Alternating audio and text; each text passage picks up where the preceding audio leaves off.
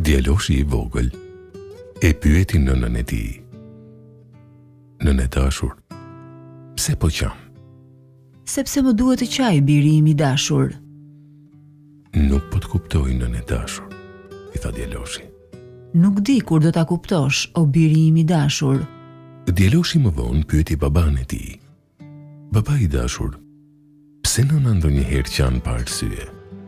"E po, të gjitha gratë nga njëherë qajnë pa arsye, o biri im I dashur," I përgjigjet babai I tij. Megjithatë, djaloshi ende po pyeste veten pse gratë qanin. Andaj ai shkon tek një plak I mençur, me që ai me siguri e di përgjigjen.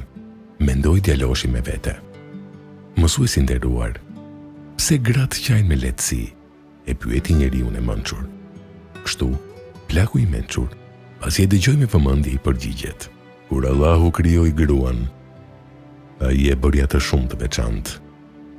I bëri shpatullat e saj aq të forta sa të bartin të gjitha vështirësitë e botës, por ndërkohë I bëri aq të buta sa të mund të sigurojë strehime rehati. Allahu I ka dhuruar asaj aq shumë fort sa të durojë vështirësitë e shtatzënisë, vështirësitë e lindjes, dhe dhimbjet që fëmijët e saj shkaktojnë pas lindjes. Zoti gjithashtu I dhuroi asaj forcë, kështu që ajo vazhdon të ecë përpara, edhe kur të gjithë heqin dorë.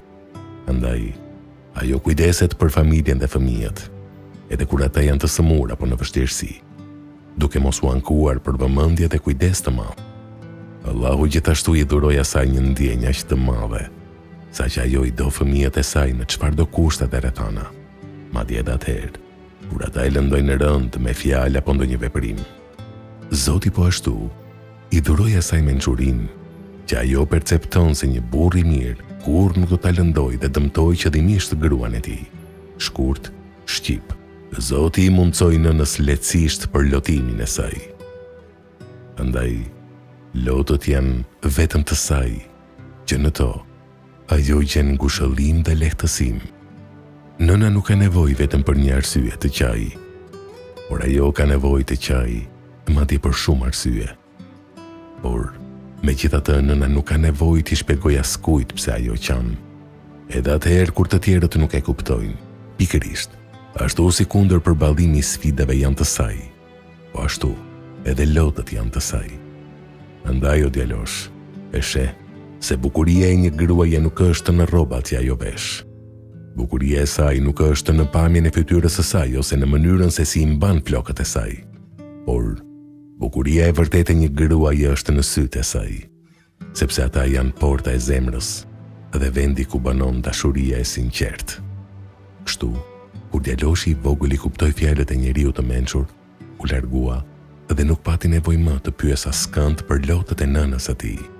Andaj, kur pohohet se gruaja është krijuar nga brinjët e burrit, është që ajo të qëndrojë afër kraharorit, të jetë në mbrojtjen e tij, dhe të qëndrojë pranë zemrës me muhabet dhe dashuri të sinqertë.